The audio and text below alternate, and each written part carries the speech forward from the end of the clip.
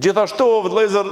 në këtë kontekst pra për të cilën folëm, zgjedhja e lirë me vullnet të plot të jetë dhe të jetë pajtueshmëria e njeriut aty, padyshim se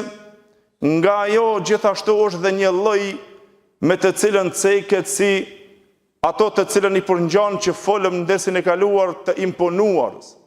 Ai i cili imponohet dhe detyrohet është një lloj shitblerje e cila ndodh dhe bëhet, quhet pra në librat e fiqhut bej'ut telgjie. Shitja fiktive, e cila është vetëm formale. Shitja formale, si qëndron kjo lloj shitje, çfarë kuptimi ka, si ta kuptojmë këtë lloj shitje, a ka shitblerje që është vetëm formale, a mund të ndodhë një lidhje marrëveshjeje që të jetë vetëm formale, të jetë fiktive, po ka patjetër edhe dietarët folën rreth kësaj çështje vëllezër, duke na sqaruar kuptimin e saj gjuhësor si dhe në ato terminologjinë sheriatike se si kuptohet, derisa te mëdhëbi Shafi'i e quajtën dhe bej'ul amana. Kjo shitblerje o vëllezër është shitblerja nën presion, për të cilën në terminologjinë sheriatik pra ka kuptimin që të shfaqet diçka, një kontratë, një lidhje marrëveshjeje, një shitblerje, në shfaqje të jetë sikur ka shit dhe ka bler nga dikush,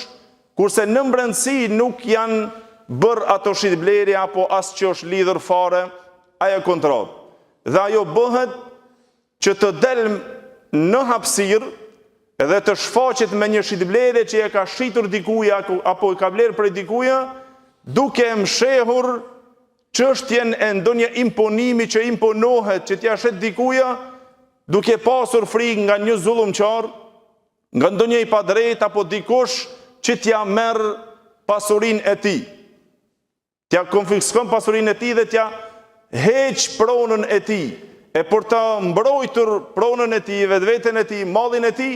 ndoshta detyrohet ndonjëherë që të shkon e ta bën një kontrat formulare, apo ta bën një shitje apo shitblerje, vetëm formulare fiktive, me të cilën ai dëshiron që të ikë zullumit që mos t'ja marrën pasurinë atij, apo mos të i mirret malli i tij. Një formë dhe se si ndodh kjo, për shembull nëse dikush, dhe ka shumë forma të tilla, që të ndodh një shitblerje e tillë, që dikush të ketë frikë, që një zullumçar apo dikush i cili ndoshta e vën nën presion,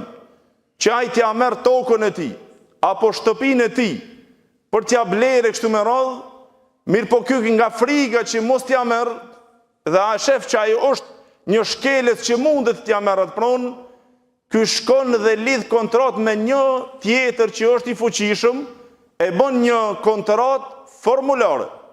vetëm për më dukur jashtë, edhe del pastaj që të mbrohet, mos t'ja marrë pasurinë, thot unë e kam shitur tokën filanit, ose del ky tjetri thot ja kam bler, unë tash me mu mirësh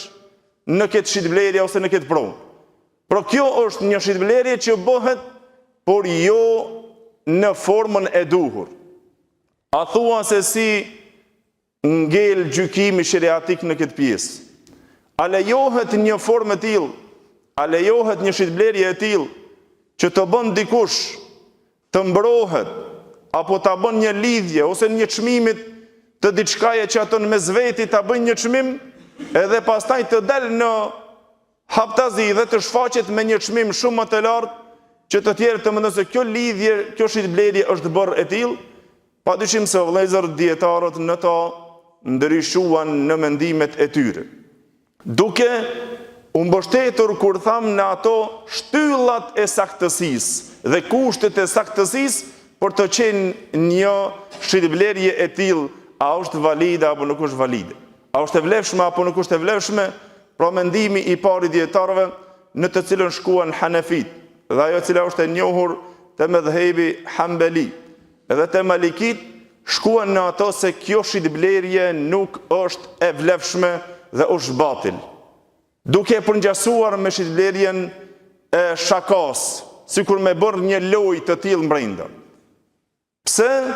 Për arsye se ti e bën një lojë që nuk e përmbush, tha kushtin e pajtueshmërisë edhe zgjedhjes së lirë me zveti. Imponohet për diçka, për ta kryer kjo çështje, kjo imponohet për ta kryer atë çështje. Mu para dietarët pra një grup i tillë pra shkuan në ato se nuk lejohet një shitblerje e tillë. Derisa një grup tjetër nga dietarët shkuan në ato sikur që është medhebi Shafi'i dhe një fjalë nga medhebi Ebu Hanifes rahimullah, gjithashtu ndjekën dhe Ibn Hazmi, këtë mendim që është e lejuar përderisa është bërë e dukshmja e saj me parimet që të cilët ato saktësohen kushtet e saj. E dukja e saj, ajo e cila është e shfaqura e saj, është lidhur kjo kontratë dhe është bërë kjo shitblerje, e pastaj mbrenda çka është bërë na nuk e dim, por kjo përderisa i plotson kushtet, pra është në lejim. Pra këtë janë një grup i dietarëve në të cilët e lejuan, mirë, po padyshim se ajo më adekuatja që është pra më do të ishte më e saktë, më e mbrojtur dhe më e vlefshme që të jetë në pjesën me të cilën nuk i takon që të bëhet një shitblerje e tillë, përderisa në to nuk plotësohet kushti i cili është pra patjetër zgjedhja e lirë, që të jetë pra me pajtueshmërinë e plot, edhe të jetë zgjedhja e lirë dhe vullnetaria e në zgjedhjes së kësaj shitblerje.